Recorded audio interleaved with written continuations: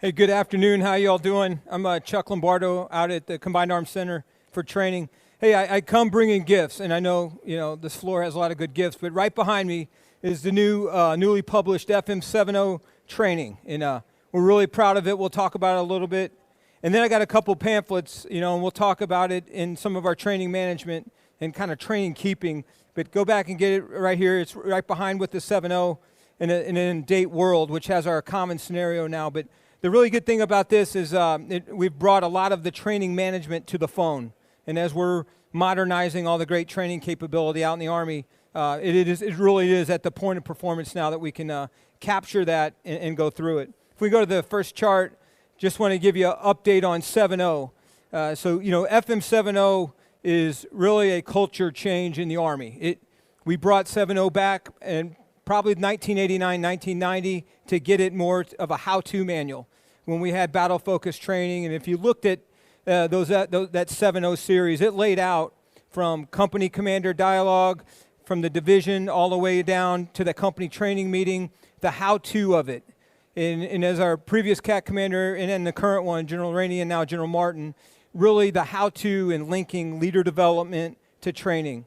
And so, you'll talk to a lot of leaders today and like, hey, we're so rich in our training, glide path. Often we don't have time to do leader development.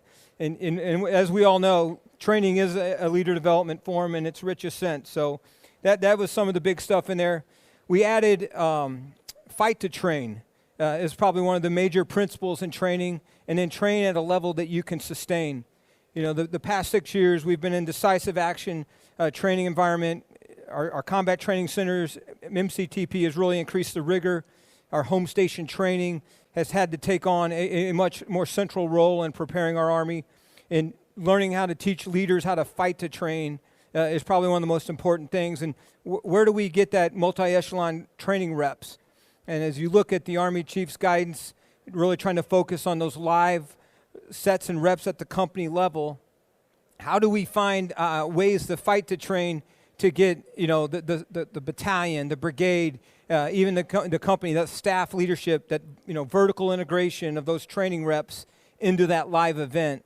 So when they go to their combat training center rotation or when they deploy forward, we've got trained staffs and formations that can match that type of level of training and management of the battle space as much as lethal companies to be able to win at the point of contact. The other big aspect of it is we modified it or went back to the training paradigm of plan, prep, execute, and assess using the 8-step training model, and really focused on teaching that. And really the company troop battery center of gravity is that company training meeting. It is where, as we have reinvigorated commander-to-commander dialogue, ASCC, force comm level training guidance down to core division, as that gets all the way down in the chain and that targeting methodology, if you will, how are we arming and teaching troop company battery commanders and first sergeants to really take that on, that doctrine, and to really tie and synchronize all that together to ensure that the 8-step training model is used and it's focused and it's resourced to the plan, prep, execute, and then finally in that training meeting, assess the training conducted. And so those are the big things that we're kind of looking at. We did a couple, green, amber, red, and the primetime training management of that. Gone are the days where you show up and your training glide path is built from the NEF to the modernization efforts. For a while it was done for us, and there was probably not a lot of white space. So how are we teaching leaders how to lay out an annual training glide, based on a rearm? Hey, here's your combat training center date. Here's when you're in the training window of rearm and modernization. Once you get that window from rearm, how are you now going back in and laying out the doc temp, if you will, that doctrinal template of what your training glide path looks like? So spent a lot of time, and we have really 11 detailed appendixes in this manual. It's a pretty thin manual. We lay out the principles of training, but really spend a lot of time in detail laying out those appendixes for those troop company battery commanders. If we go to the next slide. And then the next aspect of this, and I got Sergeant Major Khan here, is the training management, wing. So as we talk about planning and prepping training in our doctrine, The recording of training is really important right now. And we're all about, whether it's the CFTs, building turnkey point-of-need training modernization tools to unencumber commanders from being data managers and allow them to train. In the training management, as we capture it and as we build Army training information systems, what are we doing to make it turnkey? And you can see some of the apps right here and some of the things we're working right now. Out there doing a physical fitness test, whether it's the ACFT or APT, you can, populate that training at the point of performance on the field. Same thing with our ranges, doing it at the gunnery range, at the AAR site, and getting those smart targets that we can record and put crew level training and append it to individual training records. That's some of the things we're doing right now. And as you all know, DTMS in its times, it could be construed with that four-letter word or something pretty pejorative, just because in the past it's been a point of frustration for commanders at all echelons. There's been a lot of modernization in the Army Training Network and in the digital training management systems today, where you can populate training records from the past and keep them with you. And I would say, overall, we leave a lot of our training on the floor, our readiness. We don't even know how much annually that we do. If you pick a unit, pick a soldier, I've been in a few years, out of the 20-something gunneries I've shot, it's nowhere in my training record, or the 55-plus rotations I've done at a CTC. As the Chief of Staff wants to get to a 21st century talent management system, we first got to have a 21st century training management system that can capture all those capabilities. And inside of the AIM process or an IPSA, we ought to be able to see the lifelong learning that has occurred with a soldier or leader. And so we're working a lot of that right now, and those little tables on the side. Today, trying to make all of our Army training similar to how the aviation does it. They have the CAFRs, their central aviation records keeping. We are trying to now modernize our individual training records to capture from the day you leave IMT to the life, your journey of your career. Every training event is captured in there, and then it's accessible. So as division sergeant majors are culling and vetting the next master gunners in their divisions, they can see, hey, Staff Sergeant X with Jones that has 17 gunneries under his belt. He has a propensity to shoot distinguished. He's pretty good at this. Maybe this is a soldier or leader that we want to, vector into the Mike Golf schools. So we're trying to get some of that science that we record on a daily basis. And Sergeant Major just was working with the 18th Airborne Corps and stood up some of the jump records. You want to talk a little bit about that, some of those efforts? Yes, thanks, sir. So first of all, I'm going to back up and talk a little bit about what he just mentioned. One of the most important things that has happened is last November, soldiers can now use and access their individual training record on their cell phones or personal devices. Before, they would have to find a computer and put a CAT card in it, which is difficult for soldiers at the, a PFC, private, whatever. There's usually only one computer in a platoon, and to be able to use that, they don't get the time for that. So now they can access their individual training record on their cell phone. And for the section leader, squad leader, team leader, if given the rights, they can actually input information into their individual training record off their cell phone. That's all very important because they used to have to go find a computer to put their CAT card in to access everything. And so with that has come many changes that we've been trying to do.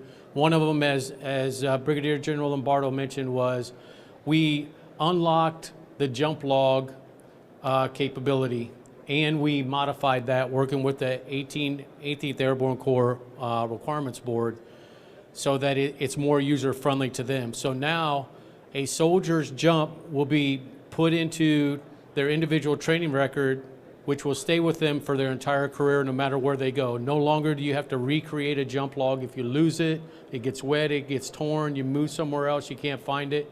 It all stays in there and tracks them throughout their career. Sir? Yeah, thanks a lot, Sergeant Major. And then some of the other aspects, not just tactical training, but say if you're a mechanic, and you split an engine pack, it's a pretty high-level task, putting like a 7 and 10 seal on a tank engine. We probably want to know which mechanics can do things like that. So those are some of the things, whether in the CASCOM or in the military intelligence training strategy, those kind of gunnery tables, we are starting to bake them into the individual training record to really capture, the combined arms training readiness, not just, the infantry and armor, but, really match it throughout the Army. But yeah, a lot of direction here, and then we're just at a time where I think we got to bring all this together. Same thing if you're doing driver's training and connecting it to GCSS Army, to IPSA. You get done driving, you close out your dispatch. Instead of going in and having the company commander fill out the driver's badges, those miles and hours intuitively go right into it from that training record to the badge itself to IPSA. So it already automatically populates that award with the training management. So those are some of the initiatives that we're working through right now. You can go to the next chart. And so, from the individual training to the, TRADOC and CACT's, mission is to really build and enable the MDO-capable Army of 2028, 2029. And so from a home station training perspective, that's exactly what we're working on with the CFT, with the synthetic training environment, cross-functional team. So we got kind of a two-part mission to bridge and continue the legacy home station training capabilities while pulling in some of the really great modernized capabilities that are coming over the next few years. We're starting, and Will Glazer will talk later, going to deliver parts of the STE starting this year. We've got and the LUT will happen in 23 at Fort Hood. But while we're doing that, the rest of the training environment, and a lot of it is the seed corn that we really learned at the combat training centers, started at NTC, and really testing our EM signatures and testing, the EW, cyber, all those effects that we're throwing the kitchen sink at BCTs while they're in a box at the combat training center. How do we, to scale, deliver that in a home station environment so we get those reps and sets before entering those our 3 CTC rotations in the dirt, and then also for our warfighters for division and corps from a constructive aspect, how do we deliver MDO kind of home station capabilities? So these are some of the things that we're working right now, whether it's just basically seeing ourselves with some of our EM signatures in our command posts, and if you look at some of them, they're very large. You can see them miles away. At our combat training centers, we're able to shoot, and an OPFOR commander could kill a BCT just based on RFID tags left on its Bradleys, and that's occurred, and so how do you teach change behavior that to be really cognizant of your own EM signature, getting the command post smaller, more agile, hardened, and then to scale, how do we deliver that, whether it's for the Intel Center, training MICOs, to BCTs, to even at company level. That's some of the stuff that we're working in the 31+4. As I talked about before, the HITS is the Home Station Instrumentation Training System. That is an interim solution. We have it right now. We have the ground version of it. This year, they just built 10 sets of aviation.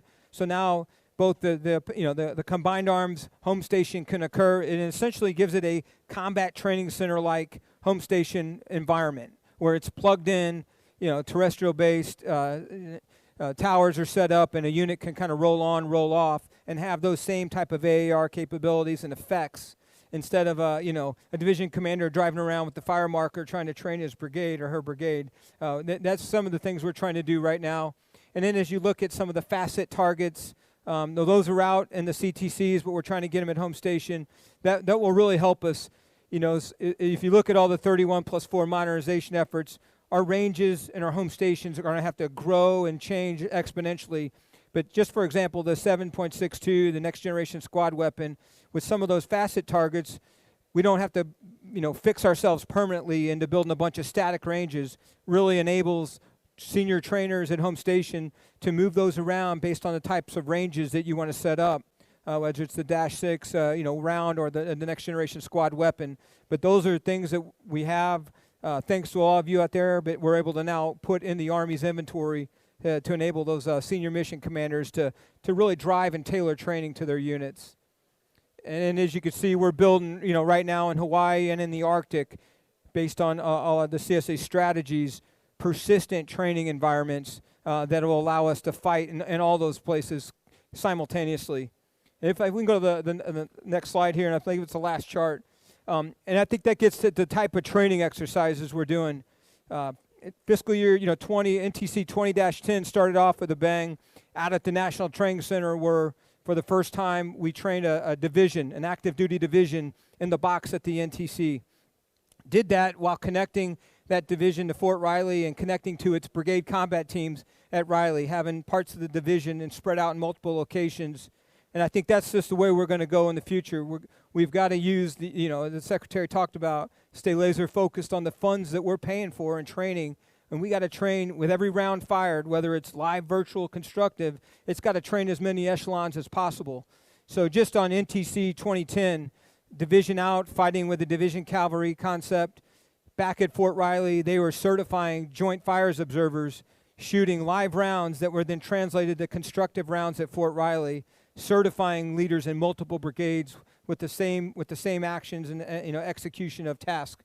I think that's just going to be the way of the future. We're doing it really in Europe. They're in front of us doing it with a persistent training environment, and we got to catch back up to them and support them. But the next step, as we did 21-4 this year, we had 2 divisions: the 3rd UK, 3rd French, plus first AD, all in a warfighter. Those are going to continue to grow, and eventually we want a persistent SECREL network that we're going to fight with our allies. And in every part of our task organization, every war plant, we have our allies, so it's not something a one-off. It's just got to be a permanent way of fighting. It's kind of the lessons learned we've learned this year, and we're working hard in our JLICTIC, that joint, Confederated Land Component Training Modernization, and in all the MDO to connect that. We just finished with Warfighter 22-1 in Europe, our first ever ASCC Warfighter training and certifying 5th Corps. And then learned a lot there, as General Cavoli was the HICOM, drove it in a Baltic scenario. And then we're preparing right now all those lessons learned for 23-1. General Flynn will do the same thing for 1st Corps in USAPAC. So General Gervais here and all the other CFT teams that are stitching and putting terrain together, we're expanding the map, really connecting the Army together.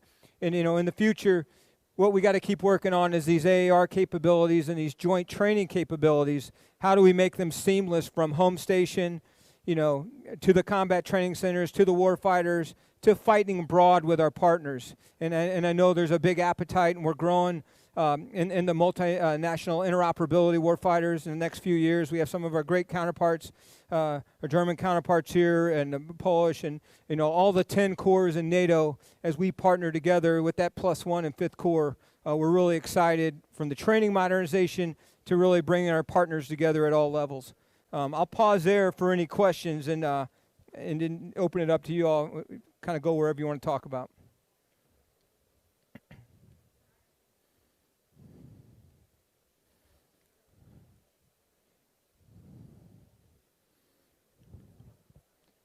Somebody's got to have a question, right?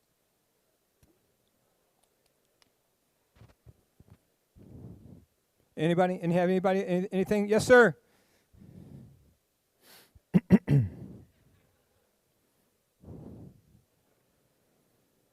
Hey, General Lombardo, thanks.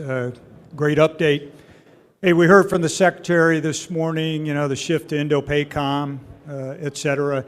Besides existing exercises and warfighters, you're talking about a persistent training capability.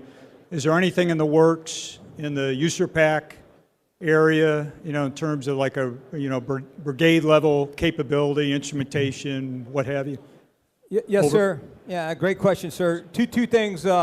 Spent a lot of time this year in Alaska and getting ready to go to Hawaii next week. As they're standing up, or they're executing their probably their first expeditionary combat training center rotation on the Big Island. And so JPMRCIS, and then JPMRC, they're the Joint Pacific Range Training Center there. We're working in context and really connection with JRTC, going out, so the department's going out to Hawaii to stand up a home station combat training center rotation this year.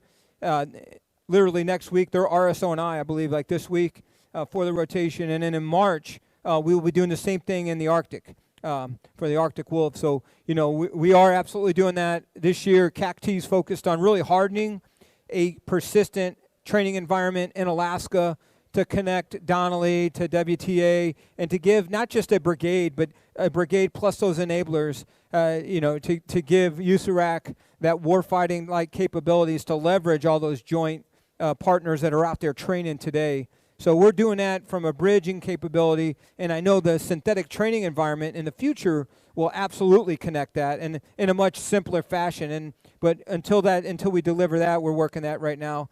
And absolutely, not just for the JPMRC aspect for Hawaii, but then a flyaway smaller package that can go with them across the IDL and to continue engagement and emboldening, all of our partners and allies going forward. Over. Thanks. Any other questions? Yes, ma'am. Hey, Chuck, can you spend a little time talking to the team? Because, when you talk about multi-domain operations and what we're trying to do in the Indo-PACOM and against a near-peer and peer threat, can you spend a little bit of time talking about how we're looking to bring in our sister services and our coalition partners, especially as you look at some of the limitations that we currently have with our ability to train from a joint perspective, and then also expanding some of our range complexes to get after the sophistication of the weapons that we're going to bring in under the modernization efforts? Because I know you got some great initiatives taking place there. Yeah, so, that's a great question. From the MDO range capability, and we are trying to leverage a lot of, if you look down the southwest part of the country from, we have kind of a southwest map that, we're tied in with the Air Force, the Navy, Special Operations. On the course of a day, a pilot will fly from Luke Air Force Base, work his way across some of our EW ranges at Huachuca, work his way into Creech, drop live ordnance, China Lake, and then provide support for a BCT or division at the National Training Center. We stitch a lot of that together, but some of the initiatives we're working on is, through JNTC funds and using, just all of us kind of teaming and pooling our resources to provide, a federated network, kind of a Southwest Range Federation to enable General Taylor at the National Training Center or some of our SOCOM partners that fly out there every day. We're working some of our mesh range networks for some of those places that maybe if you're in Seattle or in the SeaTac ingress route like JBLM, you don't have as wide of range fans literally to put, EM signature type of testing. So you're going to have to consolidate it. And we're no kidding, trying to lay in a mesh fencing network to almost tie into existing terrain to at least give like a MICO or EW team, a SIGINT team, the ability to get some collective training at home station and not have to be in Holloman or White Sands or the National Training Center. We got to figure out how to get it in a smaller location. So we're testing some of that in CONUS and absolutely in Alaska and in Hawaii, tethering with some of our joint partners to deliver some of those MDO capabilities at our home station and really to get the rest of our partners into the fight. But we're seeing some pretty big returns on it. I was out at Huachuca as they were working with the University of Arizona, and the engineers were literally placing in the battle positions where the meshing would go. And above me was a SEAL UAS flying because they were doing, the Army is a unit of choice on places to train. They were flying above us, a SOCOM bird, and then we had a U.S. Army and an Air Force, unmanned system and Gray Eagles moving out in the sky. Going to do a little training. Huachuca just came from Holloman, and we're working their way into the desert at the National Training Center with China Lake. So in the course of a day, a pilot can fly and support 3 different services training venues. So a lot of good energy going on right there. Any other questions where we're going with training? Sir, good to see you. Hey, sir. Question is, now that we have the soldiers inputting their data, how do you envision that helps the commander, first sergeant, sergeant major to understand their units collectively and to identify strengths, weaknesses, and build training plans to support that? Yeah. You want to take some? So the information that they can enter into their soldiers' individual training records, that is still accessed by the company commander. So he can still pull the reports instead of one person, which we call the DTMS operator, inputting all the information for the entire company, now your squad leader can input it. He only has 9 people. So the information is getting input quicker, almost on a real-time basis as soon as they're done with the training. And then the commander has access to that, which helps him make better informed decisions quicker. As opposed to under the old way, that one operator, it may take him 8 days to put an entire company's worth of information in. Hopefully that answered your question. Yeah, and then I think also, as we kind of outlined in 7.0, the NCOs take ownership of individual training and battle tasks. That digital job book, with that leader now empowered to capture and populate the training, it's his training book. It's his old green book that our NCOs had on all of us growing up. And I think we've returned, and really the responsibility and the authorities to now populate training and to drive training based on their assessment, based on having complete ownership of it, as opposed to handing the spreadsheet to first sergeant or the company orderly room, and making them the data manager. I think it gives them, returns the authorities and responsibilities, which we need to align both. But it also is, I think it's part of the culture change of ownership of the training and the ownership of their readiness and lethality. Yes, sir. One other thing is once now a junior leader, team leader, squad leader, they have more information to make better informed decisions, because that information is being entered in there and it stays permanently in your permanent individual training record, goes with you your entire career.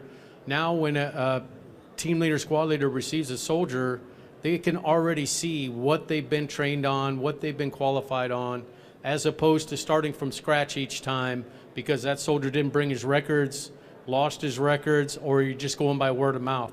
Now they can actually see, and that helps that squad leader to determine what needs to be trained on for those soldiers and their squads, which is also a part of the new FM 7-0 that Brigadier General Lombardo was talking about, which empowers NCOs to be a part of deciding what gets trained on.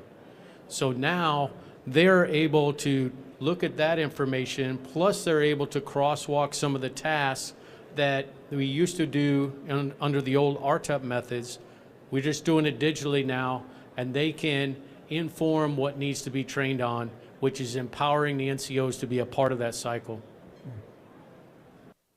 Yes, sir. Hey, sir, just a comment. Well done by your team and you to get out to 7-0. I know that took a lot of effort. That's going to set the framework for 10 plus years on the training. The question that I have is, where's the Army going in combat training centers?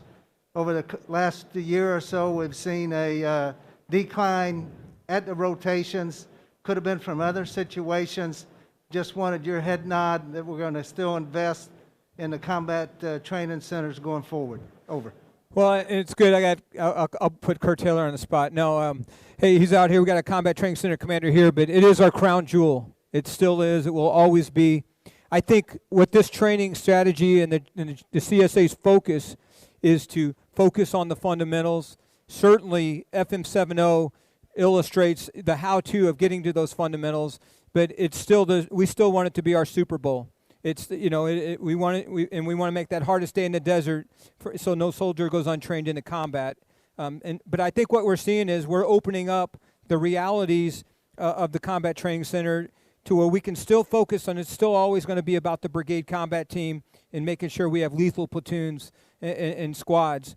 But I think with some of the teaming of MCTP and some of the other division level leadership, we're expanding, and there's a place for a division headquarters, a division TAC. There's a place for a sustainment brigade, a DIVARDI, a JAGIC, if you will.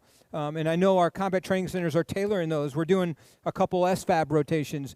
We do those at the CTCs now, but get them integrated into a decisive action environment. So I think it's growing.